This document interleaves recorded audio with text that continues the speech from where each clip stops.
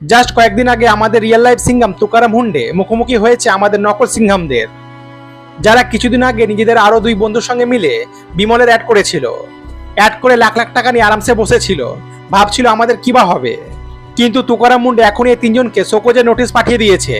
এখানে আমাদের টাইগার শ্রফ, অজয় দেবগান আর শাহরুখ খান রয়েছেন।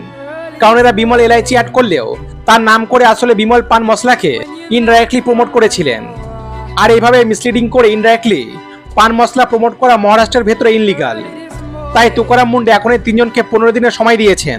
বলেছেন বিমলের সঙ্গে তোমাদের পার্টিসিপেন্ট শেষ করো, সোশ্যাল মিডিয়ায় তোমরা যে পোস্টগুলো দিয়েছো সব ডিলিট করো, আর ব্র্যান্ডের তরফ থেকে তোমাদের কি ব্রিফ দেওয়া হয়েছিল, কত টাকা পেয়েছো, সবকিছু ডিটেল আমাকে দাও। আর তার সঙ্গে নিজেদের সাফাই লিখে পাঠাও। এখন অবশ্যই এই ধরনের বিষয় অনেক সময় পেছন থেকে সেটেল হয়ে যায়। যেমন 2022 সালে অক্ষয় কুমারকে বিমল পান মশলার অ্যাড করার জন্য নোটিশ পাঠানো হয়েছিল এবং ফাইনও হয়েছিল। পরে তিনি ক্ষমা চেয়ে বিষয়টা মিটিয়ে নিয়েছিলেন। কিন্তু এবার এখানে তুকারাম মুন্ডে আছেন, তাই হতে পারে সেলিব্রিটিরা সামনে গিয়ে এর কোনো না কোনো রাস্তা বের করে নেবেন। কিন্তু একটা কথা তো নিশ্চিত, হয়তো এরপর থেকে তারা এরকম কোনো অ্যাড করবেন না। তোমাদের অবশ্য কি মত অবশ্যই কমেন্টে জানাবে।